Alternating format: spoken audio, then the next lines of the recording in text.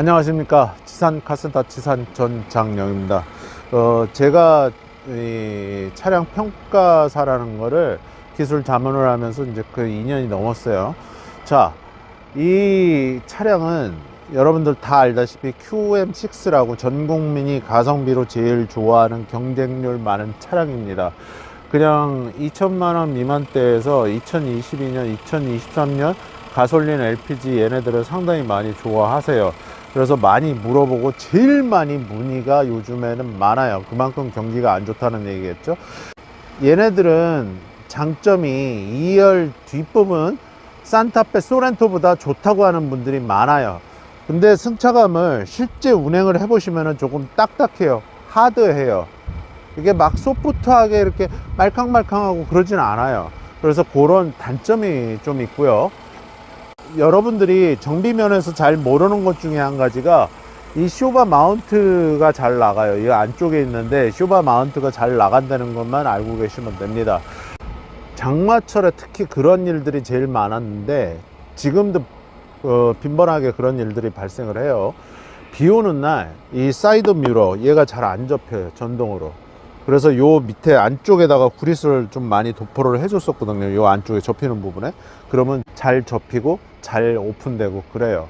그래서 그런 단점이 있고, 디젤 같은 경우에 냉각팬 뒷대우라는데 소음이 있어요. 사륜 같은 게 뒷대우 기어가 몇 대가 깨졌어요, 예전에. 그래서 그런 게 있고, 근데 요즘은 뭐 디젤을 거의 물어보지를 않으니까 그렇게 알고 계시면 되는데, 사업소에서 뒷대우가 제가 알기로는 한 60만 원 정도 하는 걸로 알고 있어요. 얘는 여러분들이 구입을 하실 때 그냥 가성비 하나로 사는 애 중에 하나예요. 크게 욕먹지도 않고 크게 칭찬을 받지도 않아. 어디 가서 끼지도 않아. 근데 새 차를 샀을 때 경락비는 무지하게 떨어져, 쉐보레 마냥. 그런데 그 기준에 머물러서 계속 가요. 떨어지지도 않고 올라가지도 않고. 쉐보레는 제 생각이에요, 얘보다 조금 더 떨어져. 근데 르노가 이 QM6와 요즘에 나온 클레오스인가? 걔 때문에 많이 유저분들이 생겼어요. 좋아하시는 분들이 생겼다고요. 그래서 많은 분들이 지금까지도 찾고 2023 이런 면에서 많이 찾는다, 이렇게 알고 계시면 돼요. 트렁크 공간을 보시면 상당히 넓어요. 그래서 좁지도 않고, 제가 그랬죠, 욕도 안 먹고 칭찬도 안 받는 애다. 근데 이 다음에 팔아도 경락비가 팍 떨어져 갖고 어마어마하게 헐값에 팔리고 그러지도 않아요. 그냥 그 가격을 그 가격을 고수를 해. 그러니까 골 때리는 거야. 내구성이 그렇게 나쁜 애들도 아닌데. QM6들이 간헐적으로 전방 추돌 센서 오류가 있어요. 그래서 그 교체들, AS 끝난 차들이 교체들을 많이 했는데 그거 알고 계셔야 돼요, 여러분들. 그래서 혹시 매매 상사 계신 분들은 차주분들한테 꼭 고지를 하세요. AS 끝난 차들은 10만 킬로 넘은 애들이 앞바퀴 허브 베어링이나 뒷바퀴 허브 베어링이 때와 장소를 가리지 않고 잘 나가요. 진짜로 앞이 나가든 뒤가 나가든 하여튼 게 나가요. 그래서 QM6는 허브 베어링이 잘 나가는구나, 집을 나가버려요 그냥. 그래서 다른 애를 불러다가 껴야 돼요. 새 아이를 입양을 해야 돼. 그렇게 이해를 하시면 됩니다. 자, QM6 중에 많이 물어보는 차들 중에 LPG겠죠? LPG 같은 경우에는 연료 필터, 인let 필터 중에서 대부분 충전 필터, 그 인let 필터부터 오염되고 막히거든요. 그래서 두 가지 교체할 때 같이 갈아주면 좋다. 처음에는 연료 필터 한번 갈고 다음에는 인let 필터까지 같이 갈아줘라. LPG 타시는 분들은 그거 기억하시면 됩니다. 자, 얘네들은 국민학생까지 다 잘 알고 있는 얘기인데 저는 국민학교를 나왔어요. CVT 미션이라는 게 이게 내구성 문제인데, 이게 전 세계 제조사 CVT는 이론상으로 또 역시 너무너무 좋아요. 부드러운 변속감도 좋고. 근데 CVT는 구조상 벨트 풀리라는 게 갈려요. 그래서 벨트 풀리가 갈리면 어떻게 되죠? 결국은 미션을 나중에 갈아야 돼. 그러면 CVT 미션 오일이 어마어마하게 많이 들어가는 것도 아니거든요. 근데 저 같은 경우는 그냥 소위 말하는 자동차 제작사 순정 오일로 갈아줬어요. 그거라도 자주 좀 갈아주면 조금은 기간이 길어져. 팍 나가는 게 아니라 좀 나중에라도 2만 킬로 3만 킬로라도 더 탄단 말이에요. 이해가 되시죠? 어차피 CVT는 현대에서는 IVT라고 그러는데 유리할 미션이에요. 그 DCT하고 제가 늘상 얘기하잖아요. 하이브리드 엔진 클러치 그 부분 미션에 그건 뭐 어쩔 수가 없는 거야. 내가 만든 것도 아니고. QM6 LP2라고 그러는데 헤드 부분에 배기밸브 파손이 실무 사례가 진짜 많아요. 그러니까 헤드 갈아야 된다고요. 재생이라는 거. 그럼 새 거로 갈면은 이게 크겠죠. 그래서 엔진 오일 관리, 특히 LPG 타시는 분들 잘 들으세요. 엔진 오일 관리, 냉각수 관리 필수예요. LPG 오일이 오래 가니까 얘는 가솔린이에요. 좀 오래 타도 되겠지. 근데 QM6만큼은 제가 금방 배기밸브 파손이 많다고 그랬죠. 그냥 헤드 깐다고 그랬죠. 헤드 간다고 그냥. 누가 밸브만 갈고 앉았어요. 그래서 엔진 오일 관리, 냉각수 관리 잘해라. 그래서 LPG가 좀 폭발점이 높아서 그런 건지 모르겠는데 그런 경우가 있다. 자, 그리고 QM6 엔진에 타이밍 벨트, 타이밍 체인을 많이 물어보시는 분들이 있는데 지금 얘 같은 경우는 엔진 소리도 굉장히 조용해요. 7만 킬로 탔는데 2.0 GD 가솔린이거든요. 얘 같은 경우는 타이밍 체인이에요. 그러면 LPG 같은 경우에는 뭐냐? LPG도 타이밍 체인이에요. 그러면 2.0 디젤이 있었던 거 걔는 뭐냐? 걔도 타이밍 체인이에요. 이해가 다 되시죠? 그래서 더 뉴 QM6까지 많은 분들이 문의가 가장 많은 차량들 중에 하나가 사실은 QM6예요. 그래서 예전에 영상을 빨리 찍어야지 그랬는데 어떻게 하다 보니까 그 와중에도 또 많이 찾는 차량들을 제가 영상을 순서대로 지금 찍고 있는데 병원 다니다 보니까 몸이 따라주지 않죠. 그죠? 제가 왜 지금 바닥에 두었냐면은 이 리어 서스펜션 암 예죠. 이게 녹부식으로 해서 이 타이어가 벌어지거나 바깥으로 안쪽으로 주저앉는 현상이 다 발생해요. 이거 여러분들 잘 모르시는 분들이 있는데 이거 굉장히 위험합니다. 얘도 여기 지적하는데 녹이 지금 서서히 올라오는데 이게 벌어진다고요. 이게 이 부분이. 그래서 이 너클과 쇼바 스프링, 서스펜션 부품들이 모두 장착되어 있는 뼈대 역할을 하는 아주 중요한, 진짜 중요한 부품이거든요. 얘가. 근데 얘가 이게 벌어져요. 위하고 아래가. 그래서 상어 갖고 벌어지고 깨져버려요. 그래서 그것도 여러분들 진짜 잘 알고 계셔야 돼요. QM6 타시는 분들. 여기 제발 아연 코팅 하세요. 언더 코팅 하시든가. 여기 엑셀축까지 전부 다. 여기 이게 지금 녹나는 거 보이시잖아요. 이거 7만 킬로 탄 차야. 그래서 얼라이먼트 보시거나 엔진 오일 갈 때 여기는 뒷바퀴, 리어 서스펜션 암 여기 꼭 확인하세요. 아시겠죠? 이 QM6는 아까 밖에서도 제가 잠깐 얘기했는데 여러분들이 그냥 돈 값어치로 따졌을 때 제일 싸고 고장은 큰 거라고 그러면 아까 리어 서스펜션 암하고 그 CVT겠죠? LPG 같은 경우는 배기밸브 깨진다고 그랬잖아요. 뭐 그런 것들이 있을 때 그냥 가성비에서는 대한민국의 현재는 1등이에요. 지금 이 차량 같은 경우는 그냥 제가 추천을 한다고 그러면 가솔린인데 LPG는 다만 엔진오일하고 냉각수 관리 잘하라고 그랬어요. 배기밸브 파손 때문에. 그래서 얘네들은 그냥 타셨을 때 아, 왜 이렇게 승차감이 나쁘지? 그런 분들이 꽤 많아요. 근데 실내는 이렇게 보셔도 넓어. 이게 같은 동급의 뭐라 그럴까, 스포티지나 투싼 IX에 비해서는 그냥 제 생각이에요.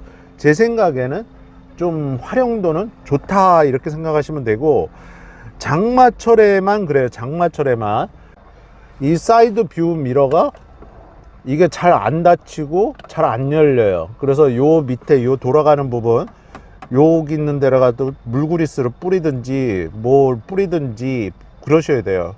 윤활 성분이 되는 실리콘 스프레이, 방청 윤활대도 있고 별 5만 가지가 다 있어요. 여하튼 뿌리세요. 장마철 되면, 특히 겨울철 때 눈이 오고 얘가 얼고 그러면 잘 안 닫히고 잘 안 열리는 애들이 있어요. 그래서 그 부분만 잘 기억을 하시면 되고, 디젤 같은 경우는 요즘은 수요가 확 떨어졌어요. 안 사요, 사람들이. 그래서 그것도 시장성의 한 형태다, 이렇게 보시면 됩니다. 그래서 QM6는 예전부터 지금까지 그냥 좋아해, 사람들이. 왜? 그냥 무난해. 드라이브 상태에서도 떨림 하나 없어요. 7만 킬로 탔는데. 이런 점에서는 르노가 나름 잘 만들었는데, 문제는 아까 얘기했듯이 그 CVT 미션에서 오는 한계, 그거는 어쩔 수 없다. 전 세계 제조사에서 오는 문제점이기 때문에. 이론상으로는 제가 좋다고 그랬잖아요. 근데 그 CVT의 단점이 뭐라 그랬죠? 벨트 분리가 마모가 된다는 거, 갈린다는 거. 그건 어쩔 수 없어요. 그래서 전국에서 중고차 매매하시는 분들 그거 고개 갖다 꼭 고지하라고 그랬잖아요. 제가 지금 아까도 얘기하고, 그죠? 그러니까 얘네들 수명을 좀 조금이라도 연장을 하려고 그러면은 결국은 CVT 오일을 좀 자주 갈아주면 좋다. 저는 소위 말하는 자동차 제작사 정품 르노 걸로 갈아줬어요. 그래서 그렇게 해서 관리하시면 됩니다. 뭐 크게 욕먹는 차도 아니고 크게 단점도 없고 크게 장점도 없고, 얘 역시 그라데이션이라고 그래갖고 이 청띠가 없어요. 메이커들이 뭐 공교롭게 다 같이 약속이나 했듯이 그걸 다 삭제를 시키고 있어요. 여기 청띠요. 왜냐면 적외선 자외선이 있는데 이걸 왜 삭제를 시켰는지 난 진짜 지금도 이해를 못 하겠어요. 이거는 넣어줘야 되는데, 눈 시야 장애 같은 데 안 좋거든요. 근데 이건 좀 넣어줬으면 좋겠어요. 중고차를 이렇게 보다 보면 여기 이 경매장에 있는 차들을 다 타볼 수가 있어요. 근데 얘는 지금 보면은 소카라고 돼 있죠. 그럼 이런 차는 저는 잘 권하지는 않아요. 그냥 샘플링으로 QM6를 보여드린 건데, 근데 소카로 운영했던 차 치고서는 좀 곱게 탔다? 그냥 그래요, 제가 볼 때는. 그 당시에 SM6나 QM6 이런 식으로 이제 이 LCD 화면창을 이런 식으로 만들었는데, 뭐 딱히 그렇게 어마어마하게 이거 힘들어서 못하겠다, 그렇게 불편하다, 촌스럽다 그런 것도 없고, 그냥 나름 사용하기 괜찮아요. 불란서 애들 특유의 이런 버튼 위치, 요건 르노가 인수했을 때 SM3도 이랬거든요. 딱 르노 애들스럽게 만들더라고요, 요 디자인은. 그래서 지금 클레오스까지 사람들한테 많은 칭찬을 받고 있는데, 조금 더 고객의 니즈에 맞춰서 좀 잘 만들고, 그리고 초창기에 홍보팀에서 좀 이슈 논란이 있었죠. 그런 문제는 좀 없었으면 합니다. 그래서 제가 말을 안 해서 그렇지 다 보고 있어요. 저도 눈이 있고 귀가 있고. 그래서 그런 거는 회사의 이미지를 깎아먹는데 일조를 하는 거예요. 그런 것만 없으면 참 그런대로 괜찮다. 르노 하면은 삼성자동차가 생각이 나는데, 그 당시에는 그냥 삼성자동차이죠. 닛산. 일본에선 기술의 닛산, 판매 도요다. 우리나라 삼성하면 고객감동 서비스. 이건희 회장 살아계실 때. 그래서 야심차게 삼성자동차가 출범을 했었죠. 그 당시에 그 회사가 이제 원조라고 하면, 지금까지 르노가 닛산이 자연스럽게 르노에 넘어가면서 오늘날 이제 르노 자동차가 됐는데, 닛산 얼라이언스라고 그러죠. 지금은 뭐 르노 자동차라고 그러는데, 제가 볼 때는 조금 더 여기까지는 잘 했는데, CVT는 뭐 어차피 그건 전 세계 자동차 제조사들 CVT의 한계니까 그건 어쩔 수 없고, 그건 뭐 DCT도 마찬가지 아니에요. 그런 면에서 가성비적으로는 얘도 특등 사수, 1등 사수다, 이렇게 이해를 하시면 됩니다.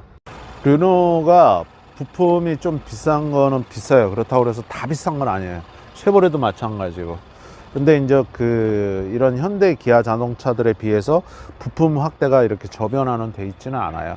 그래도 못 고쳐서 세워놓지는 않으니까 걱정하지 마시고, 일반 매매 상사에서 구입을 하시던, 친구한테 사던 누구한테 사던 경매로 사던 QM6는 현재로서는 가성비 중에 1등이다, 이렇게 이해를 하시면 됩니다.